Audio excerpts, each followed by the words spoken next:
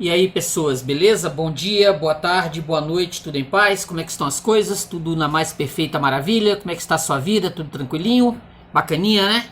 Onde você estiver aí nesse mundão de Deus, em São Paulo, Rio de Janeiro, Brasília, sei lá, no Acre, Rondônia, onde você estiver, sei lá, fora do Brasil, nos Estados Unidos, de repente em Portugal, se estiver em Portugal, se estiver na Europa, né? Onde você estiver na Europa, Inglaterra, Portugal, muito obrigado mesmo que você está assistindo esse vídeo, muito obrigado mesmo, tranquilo? Só tenho a agradecer. E também agradecendo a Deus, porque sem Deus nós não fazemos rigorosamente nada, não há nem forças para fazer, né? Se Deus não der forças, nós não fazemos rigorosamente nada. Deus é tudo, sempre, beleza? Então, ó, curta o vídeo, se inscreva no canal aí, ó. Você que não me conhece, eu sou o Paulo do canal Paulo da Arma 1970, tô aqui, ó, Paulo da Arma 1970. Tô aqui mais uma vez pedindo para você curtir o vídeo, se inscrever no canal, comentar aí, comente. Se você leu o livro que eu vou fazer a resenha aqui, ó, muito legal, comente, tá? Fale suas considerações, é sempre muito bem-vindo, sempre muito bacana, tranquilo? Então curta o vídeo, se inscreva no canal, se você quiser ajudar o canal, 988-290-76791 é o Pix do canal Paulo da Arma 1970, tranquilo? Então curta o vídeo, se inscreva no canal, já já a gente volta com esse livro aqui, o Quarupi, do Antônio Calado, tranquilo? E a gente volta já já. Ó, curte o vídeo aí, beleza? Valeu, até já já.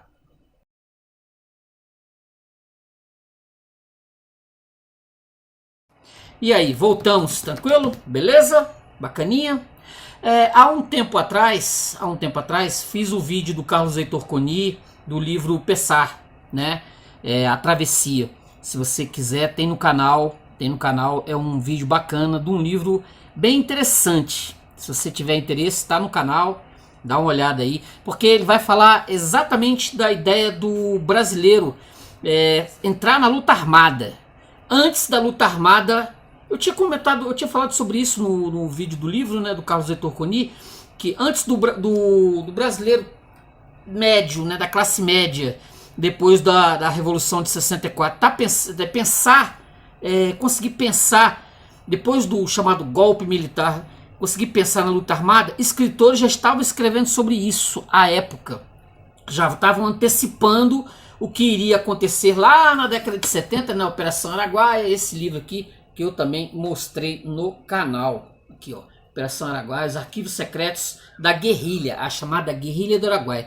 Os autores brasileiros, o Caio Prado Júnior, né?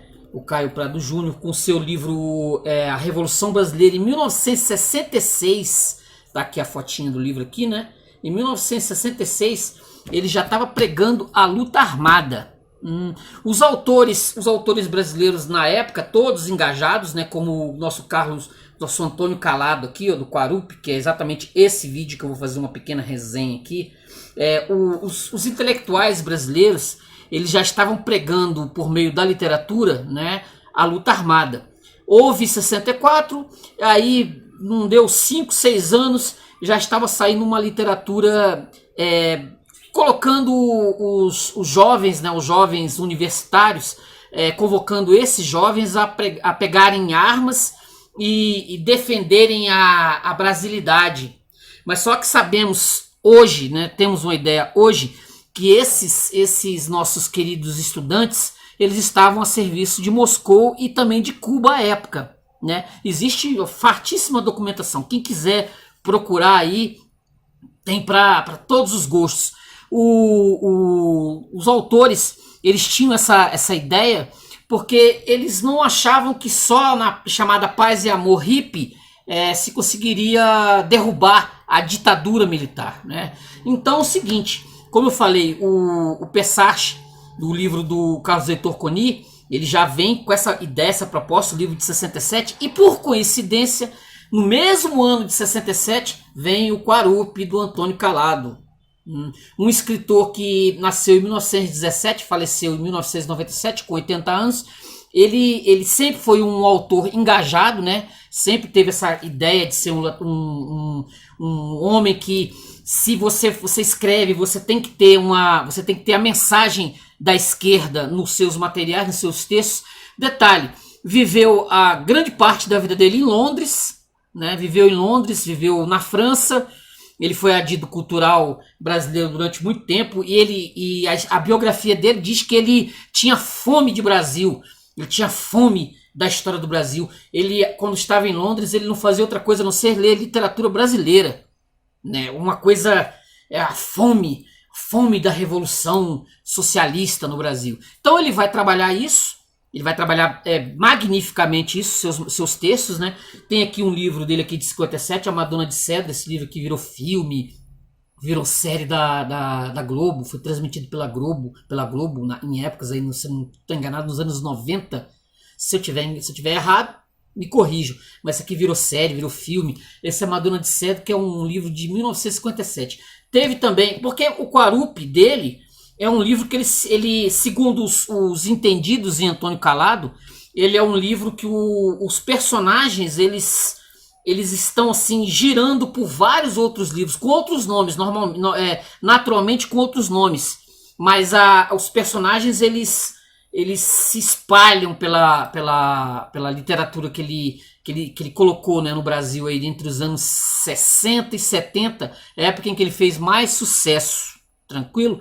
Então, ó, ele tem a Expedição Montaigne, que é um livro que, assim, poderia se dizer que é uma continuação do Quarupi, e tem a Madonna de Cedro, como eu falei, de 57, entre outros materiais. Mas, como eu disse, ele monta esse Quarupi, ele escreve por um ano e tanto, né, entre 65 e 66, ele escreve esse material para justamente, como intelectual que ele se considerava, fazer a cabeça dos jovens da época, né, justamente por como ele era um crítico da Revolução de 64, como ele era um opositor à Revolução de 64, o que esse pessoal pensava? Justamente fazer a cabeça da galera, né, justamente a juventude da época, para que elas pegassem armas e fossem lutar contra a ditadura, que eles consideravam a ditadura militar. Então ele publica esse livro em 67.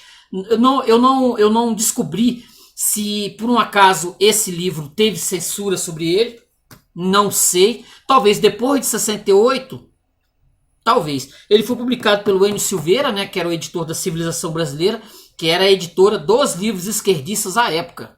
Todos os livros. Se você pegar Antônio Gramsci, que eu também tenho no canal, se você quiser procurar, tem no canal, Antônio Gramsci, ele vai sempre puxar a brasa para livros de esquerda, para justamente fazer a cabeça da galera da época, que era algo que é importantíssimo, né? Importantíssimo o gramscismo, você colocar ideias de esquerda na cabeça da juventude da época, e o que depois vai se tornar comum, né, a partir dos anos 70, 80. O Olavo de Carvalho, ele considera esses dois livros, tanto o Pessach, né, quanto o Quarupi, dois livros seminais, justamente para falar sobre a chamada luta armada que foi acontecer nos anos 70, porque tanto o Coni quanto o Calado, eles vão prever, né, a literatura, ele vai conseguir prever o que vai vir a ser, o que vai acontecer com a chamada esquerda brasileira. Vai ter o intelectual, que o intelectual como o Calado, né, esse que vai ficar escrevendo, ele vai escrever nos jornais, ele vai escrever livros, enquanto uma parte da juventude vai justamente pegar em armas e vai lutar, né, vai pensar numa luta, uma forma de luta contra a ditadura militar. Então vai ter esses dois, vai ter o orgânico, vai ter o indivíduo orgânico, né, aquele que vai ficar em casa escrevendo nos jornais, publicando nos jornais, né, principalmente jornais de época de sucesso, como o Jornal do Brasil, o Globo. Esses intelectuais vão escrever nos jornais, enquanto uma parte vai partir para a luta armada, e isso vai ser colocado aqui no Quarupi. O que é o Quarupi? Quarupi é um livro que começa na década de 50, a história dele começa nos anos 50, por volta de 1953. Vai ter um padre chamado Fernando, o Nando. Esse padre, ele mora em Pernambuco, lá em Pernambuco, e ele é incomodado, ele é um padre muito estranho, né? Ele é incomodado justamente pelo fato da miséria, né, que há em Pernambuco, muito grande. Ele está incomodado com isso, ele vê a exploração dos canaviais, dos grandes engenhos, ele é incomodado com isso, ele vê um sujeito chamado Levindo ser assassinado por exigir os direitos, né? E E esse padre, ele ao mesmo tempo que ele é padre, ele é apaixonado pela mulher desse cara, desse Levindo, é uma mulher chamada Francisca, ele é apaixonado por ela. Ele reluta em largar a batina, ele continua tendo casos amorosos mesmo com a batina dele, ele ainda padre, ele se entrega às mulheres, ao amor, aquela coisa toda, mas ele tem um grande sonho, que é sair de Pernambuco e ir para o Alto Xingu, para lá encontrar com os índios, trabalhar com os índios, fazer a chamada catequização dos índios, né? Tá se formando nessa época, no final do governo Getúlio Vargas, no final, exatamente em 54, tá se formando um parque do Xingu. Lá eles têm uma ideia de montar um parque onde todas as tribos indígenas elas existam ali, né, protegidos pelo tal do Serviço de Proteção ao Índio, SPI, é protegido ali, é um local que isso vai acontecer depois, né, na história do Brasil. Isso vai acontecer depois. Os irmãos Vilas Boas, né, o Rondon, lá nos anos 30, 40, tinha adentrado o centro-oeste brasileiro e parte da Amazônia, e entrando em contato com os índios. Esse padre, ele vai com um grupo, né, um grupo de pessoas. Tem o Ramiro, que é um sujeito que bebe muita cachaça, mas ele é apaixonado pelos índios. Ele tá ali trabalhando, ele vai trabalhar com os índios, ele não quer de forma alguma que os índios sejam ameaçados, de jeito nenhum. É proibido matar índio. A ideia dele que o índio não pode sofrer nenhum tipo de contato assim muito grande com o homem branco, com o Caraíba, né, como se diz. Então ele protege os índios de todas as formas, mesmo que os índios ameacem a vida de um homem branco. Assim, o homem branco pode morrer, mas o índio, ele tem direito a isso, já que nós saímos do nosso lugar aqui e fomos lá encher o saco do índio. Então ele protege o índio de todas as formas. Ele vive bebendo cachaça, mesmo quando ele estava no Rio de Janeiro ainda, na formação, na ideia da viagem, né, para o Alto Xingu, lá para tá entre as tribos indígenas, como se diz hoje em dia. Ele vai com esse grupo, o Fernando, o Nando vai com esse grupo, e lá ele tem envolvimento com as mulheres lá que estão lá, etc. Não tem problema nenhum. Não tem problema nenhum. Ele simplesmente ele acha que o amor, né, do homem, mesmo ele ai meu Deus, mesmo ele tendo ele tendo o problema do dogma católico, né, do celibato, ele não vê muito problema com isso, não. É assim, é importante que o homem ele tenha contato com as mulheres, faça sexo com as mulheres, mas Deus não vai, isso não é pecado de forma alguma. Deus não tem problema com isso. Quem acha isso errado, que vá se tratar, como ele diz, não tem problema nenhum. Então ele vive apaixonado por essa Francisca, que teve esse Levindo assassinado em Pernambuco. Eles vão tendo contato ali com tribos indígenas, muitas vezes perigosas. Essa é a melhor parte do livro, na minha opinião, na minha modesta opinião, é a melhor parte do índio. O Antônio Calado, ele andou, né? Ele andou pesquisando bastante sobre as tribos indígenas, pesquisando para poder escrever o livro. Então ele tem detalhes assim bem interessantes. Ele vai contar sobre algo que eu realmente não sabia. Por exemplo, você vai fazer uma viagem para o meio do mato, você vai fazer uma trilha, né, para o meio do mato, vai andar aí, como é que é, Brasil afora ou Brasil adentro, do jeito que você quiser. Tem coisas assim, como a saúva, né, que o brasileiro já conhece. Saúva é uma formiga terrível, mas ele vai contar de certos mosquitinhos que tem no meio da mata, que esses mosquitinhos, eles vivem de beber o líquido, né, a lágrima, o líquido que sai do olho. Então ele se você bobear, ele pode até machucar a sua córnea do olho, porque ele imagina um monte de mosquitos adentrando sua cara, eles cobrem o seu rosto. Então você tem que andar no meio do mato hoje, obviamente, as pessoas devem ter equipamentos melhores que nos anos 50, acredito, né?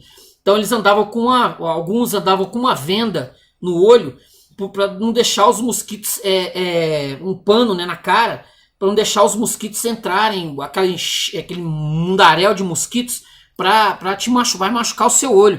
Tem também aquela, vai falar exatamente daqueles tipos de peixe que tem nos rios, né, que adentram todos os orifícios do corpo humano. Você que está aí, as mulheres principalmente que vão se banhar em rio, tem que tomar um monte de cuidados, né, porque é uns tipos de peixe que entra por todos os orifícios que você tiver, e para tirar aquele peixe de dentro de você não é nada agradável. É a melhor parte do livro, é justamente o Quarupi, que é uma festa religiosa dos índios, né, uma festa religiosa que tem tradições aí antiquíssimas dos índios. É a melhor parte, que é o que dá o nome do livro. Porque logo assim, a história que é contada é sempre de longe. Vai ter o suicídio de Getúlio Vargas, mas eles vão estar no Alto Xingu. Vai ter o golpe de 64, né, que eles chamam de golpe de 64, mas ele vai estar em Pernambuco, vai estar bem distante. Vai ter pedaços da história do Brasil que vai acontecendo, né, entre os anos 50, porque a história ela se passa em 10 anos, entre 54 e 64, quando esse Fernando ele vai aderir à ideia da luta armada. Quando tudo já tiver, né, quando tiver acontecido a Revolução de 64, ele vai falar sobre torturas que os policiais, né, estavam ali atrás daquele pessoal em Pernambuco que estava fazendo a cabeça do povo mais pobre. Assim, tem o trabalho de pedagogia, né, dos professores que tinham o Paulo Freire como grande mestre, né, o Paulo Freire. Então ele vai ter aqui também, ele vai falar, não vai citar o nome do Paulo Freire, mas vai dizer que o Miguel Arraes, né, que era o governador, ele incentivava exatamente aquele tipo a pedagogia do oprimido do Paulo Freire, que é o ensino do português, o ensino para quem não sabia ler, como você ia pegar as palavras da enxada, escravidão, tudo que tivesse uma conotação esquerda, você ia ensinar, aparentemente ensinar um indivíduo a ler e escrever a partir do ambiente que o cercava. Isso foi um método, não sei dizer se é método, mas uma forma do Paulo Freire e dos professores ao redor, né, ensinarem os adultos analfabetos a aprenderem a ler e escrever. Se eu separei algumas passagenzinhas aqui, que são bem interessantes, ó. Aqui, ó. Isso aqui é bem no começo do livro, ó. Nando, aquela manhã, foi chamado cedo ao gabinete de Dom Anselmo. Não era, felizmente, o Xingu. Você acha, meu filho, disse Dom Anselmo, que o comunismo está realmente tomando conta de nossa terra? Por que é que o senhor pergunta? Houve alguma coisa que trouxesse o problema à sua atenção? Não é coisa, Naldo. É aquele major do exército que comunga todos os dias, que já tem me falado de um assunto em que hoje ultrapassou todos os limites do razoável no seu zelo anticomunista. Francamente. O tal do major Ibiratinga, não é? Disse Nando. O que é que ele queria do senhor? Responda você antes, disse Dom Anselmo. O comunismo vai ou não tomar conta da nossa terra? Parece que o partido está crescendo, disse Nando. Pelo menos vegetativamente. O senhor sabe, Dom Anselmo.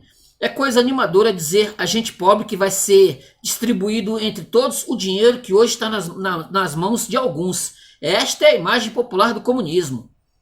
Mas não dava, disse Anselmo. Como? O dinheiro não dava. Do ponto de vista de doutrinação, isso é pormenor, Dona Anselmo. A técnica deles é prometer aos humildes o reino deste mundo. Dom Anselmo começou a andar pela sala nervoso. Nossa técnica, como diz você, mas pelo avesso, nós somos mais realistas. Nós prometemos o dinheiro do espírito, o reino dos céus que dá para todos. Aliás, o major fala da igreja em tom respeitoso, mas duro. É preciso que a igreja não perca o seu caráter sagrado.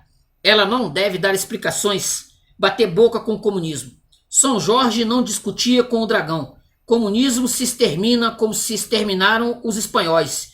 E o major ainda disse com um suspiro. Mas os espanhóis tiveram aquisição. Daí a identificaram o demônio nas suas roupas atuais.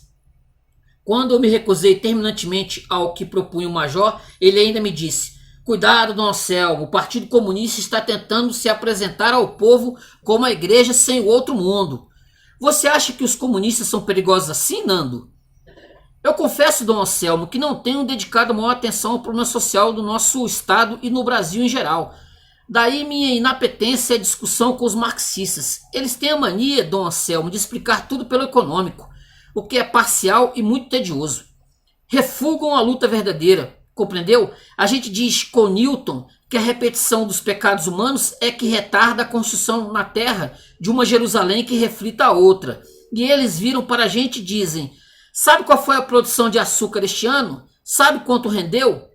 E sabe que parte do total foi paga aos camponeses que produziram açúcar?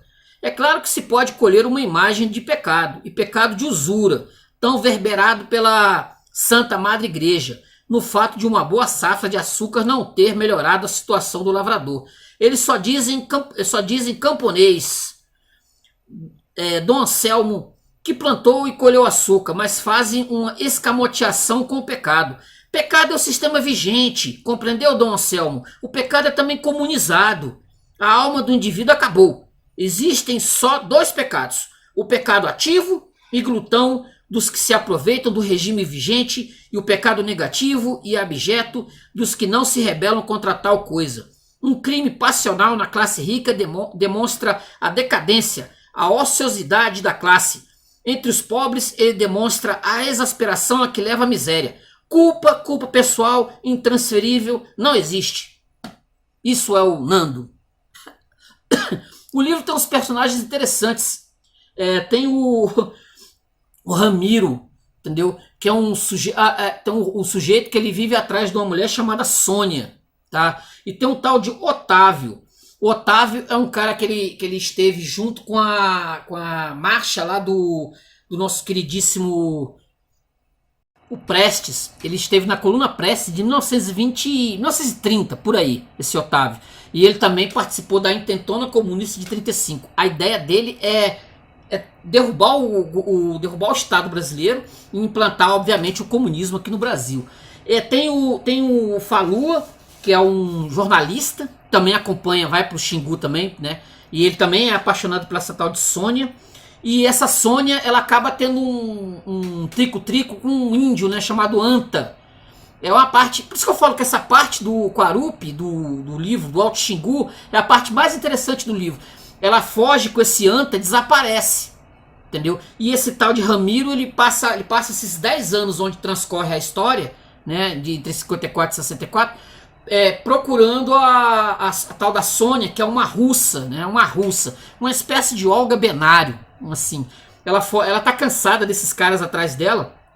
Ela tá cansada desses caras atrás dela. E ela simplesmente foge com o índio, o tal de Anta, e desaparece. Assim, no livro não vai dar definição sobre o que rolou com ela. Eles procuram, esse tal de Ramiro passa um tempão procurando. Esses 10 anos que transcorre a história entre 54 e 64, ele procura, vai atrás de tribo, anda entre os índios, vai andando, eles vão enfrentar índios perigosos atrás os Tichucaramãe, né? E vai adentrar esse universo, mas essa mulher só vão achar algumas roupas. Tem filme, vai ter até filme vão fazer sobre essa fuga dessa tal de Sônia. Como eu falei, esse Fernando, ele é apaixonado pela Francisca. Essa Francisca, ela vai para a Europa depois de um certo tempo, né? Porque ela guarda ainda dentro dela a morte desse Levindo, que era a grande paixão da vida dela. Assim, ela transava com outros caras, mas ela era apaixonada por esse Levindo. Ela queria casar com ele, mas ele morre muito jovem.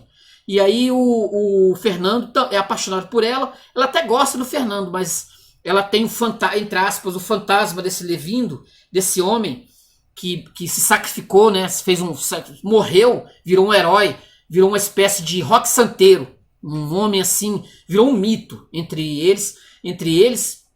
E o Francisco depois, ele no final, ele acaba desopilando da mulher, porque ela vive atrás desse fantasma. Ela quer ela quer ficar com o Fernando, mas acaba não ficando, porque sempre esse fantasma desse tal de Levindo tá lá, tá do lado dela, assim, como se fosse se vai ter alguma coisa com o Fernando, o Levindo vai estar ali sempre do lado, assim, Dona Flor e seus dois maridos. Eu posso só falar que eu não posso deixar de dizer isso, que o Subterrâneos da Liberdade, né, esse livro aqui do Jorge Amado, que é um livro da década de 30, né, ele me soa mais interessante para não dizer o mínimo, né, o livro do Jorge Amado, aqui, o livro do Jorge Amado, ele me soa mais interessante do que o Quarup, e é também um romance engajado. É um romance engajado da década de 30, 40, que o Jorge Amado escreveu. Não posso deixar de... Eu li isso há muitos anos atrás, e a época que eu li, o Jubiabá também é um livro interessante, do Jorge Amado, que são chamados livros engajados. O Jubiabá também me soa melhor do que o Quarup.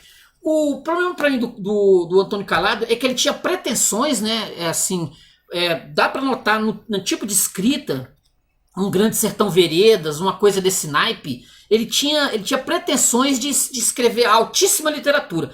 O romance ele é muito francês, é um estilo que eu talvez chamasse de naturalista, né? Não vou dizer romântico, mas é naturalista, aquela forma de escrever bem francesa. Se você leu bastante os livros franceses, você vai reconhecer esse pagamento no final, né?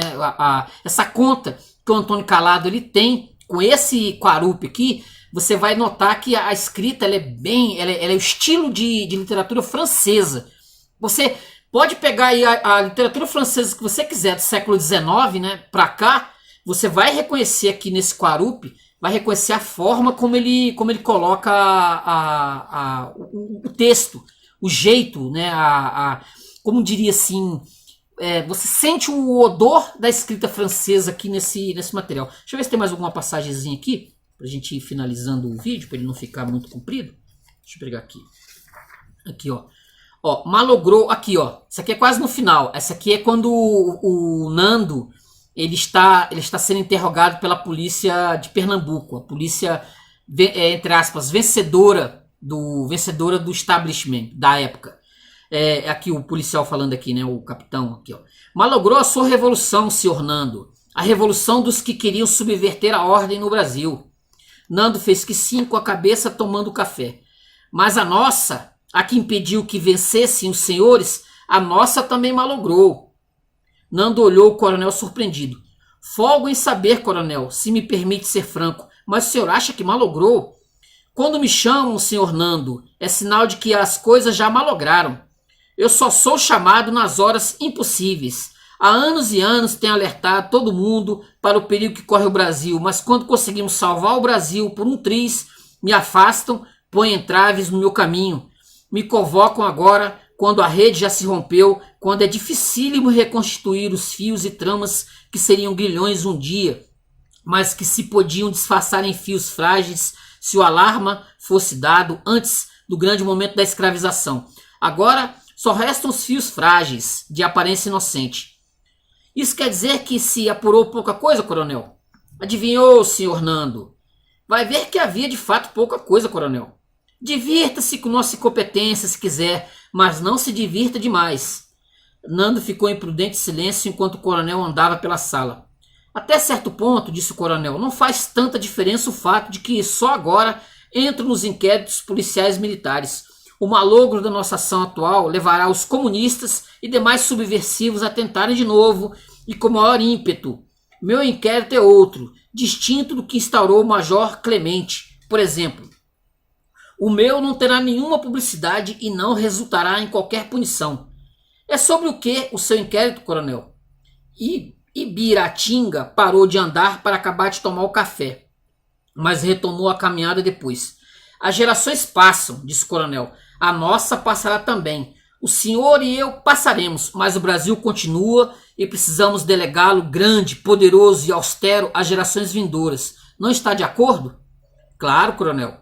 Constituindo-se em governo e criando com os IPMs, o inquérito policial militar, né, seus instrumentos de governo, o exército se preparou para a tarefa que é sua há muito tempo, mas que passou a ser sua por obrigação desde o ano de 61. Renúncia de Jânio Quadros? Não, disse o coronel. Mater e magistra.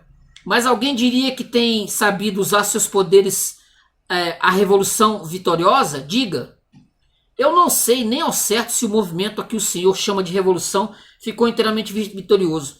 Não há mais nenhuma luta, focos de resistência, de guerrilha, nada. Não houve nenhuma luta, pelo menos nada digno desse nome. Entre eles houve uns gritos coléricos de Brizola com Jango no Rio Grande. Aqui houve a arrogância do governador quando se recusou a renunciar ao cargo, mas Brizola e Jango estão no Uruguai e o governador, o Miguel Arraes, né? E o governador na ilha de Fernando de Noronha. Deviam estar todos aqui, entregues a mim e ao meu inquérito. E mesmo agora, quando afinal me deixam agir, já começam os habeas corpus a liberar até os poucos demônios que prendemos. O próprio chefe do gabinete militar do presidente vem cá investigar torturas. A revolução se castra, quer castrar o meu inquérito. E o seu inquérito, disse Nando. Meu inquérito é sobre a alma do Brasil. Nando balançou a cabeça como quem acaba de ouvir uma revelação importante. A alma doente do Brasil, disse o coronel Ibiratinga. Tinha chegado em março de 64 ao fundo de sua própria corrupção. O senhor sabe de onde vem a tristeza dos profetas, não sabe? Nando se limitou a uma expressão de dúvida. Vem de saberem que suas profecias serão preenchidas. Há mais de 10 anos na Escola Superior de Guerra, eu apresentei minha tese sobre os verdadeiros entraves ao desenvolvimento do Brasil. Caiu até hoje em ouvidos moucos.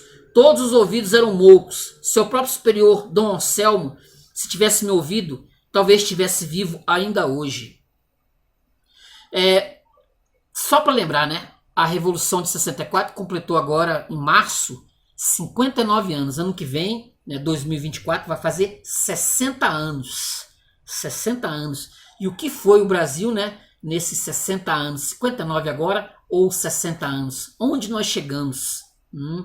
Tem o que aqui, assim, de deboche, né? Porque os caras sabiam, eles tinham informações privilegiadas e sabiam o que viria a ser, né?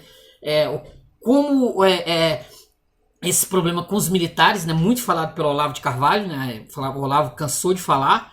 Esses militares, aqui mesmo eles falam como os militares reagiram, mesmo com 31 de março de 64, como eles reagiram no momento e que começou, né, como diz aqui o coronel aqui, os habeas corpus, assim, eles não queriam confusão, eles não queriam muita confusão com os chamados comunistas à época. Em 68 teve o 13 de dezembro, né, de 68, teve o AI-5, mas há muita narrativa no que foi construído nesse período entre 64 e 85.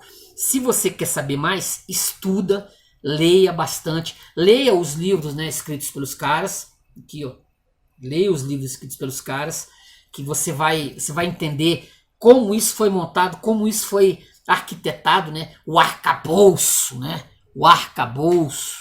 essa construção do que foi 64 e 85, e como os militares, eles, não vou dizer que eles se acovardaram, mas eles tinham muitos rabos presos, né, nesse período. Fizeram 31 de março de 64, mas a história construída entre 64 e 85 foi escrita pelo pessoal da esquerda. Tá aqui um livro que não me deixa mentir. Só para não deixar só para não esquecer, nesses livros de literatura brasileira, nesses compêndios de literatura brasileira, que você vai ter de tudo, né? O Antônio Calado, ele era apaixonado por Machado de Assis, José de Alencar. Você vai ter aqui o Guarani, né? Quando há essas tribos indígenas, esses amores, né? Dentro dessas tribos indígenas, Peri e Ceci, ele era um profundo apaixonado por literatura brasileira. E nós vamos ter aqui, né? Nesses compêndios de literatura brasileira, não vai ter o Antônio Calado, ele não vai estar aqui. Ele não está aqui. Eu revirei para lá e para cá, não tá. Carlos Heitor Coni não tá também. Grande Sertão Veredas está. João Guimarães Rosa, ele vai estar circulando aqui, né, nesse material, vai ter aqui muito Machado de Assis. Clarice Lispector, talvez eles considerem a Clarice Lispector mais importante que o Antônio Calado. Isso é muito sutil, né? Isso é muito sutil de se entender. Vai ter toda a história aqui da literatura brasileira, chamada literatura brasileira antiga e a moderna, né? Vai estar aqui Oswald de Andrade, que é um conhecido escritor, né, brasileiro bem esquerdista. Vai ter aqui muitas figuras aqui interessantes aqui. E vai estar aqui Jorge de Lima, Murilo Mendes, o católico visionário. Murilo Mendes é um bom autor, vale a pena ser lido, vale a pena ser pesquisado. Que eu ainda vou fazer vídeos aqui futuramente com livros do Murilo Mendes. Então vai ter toda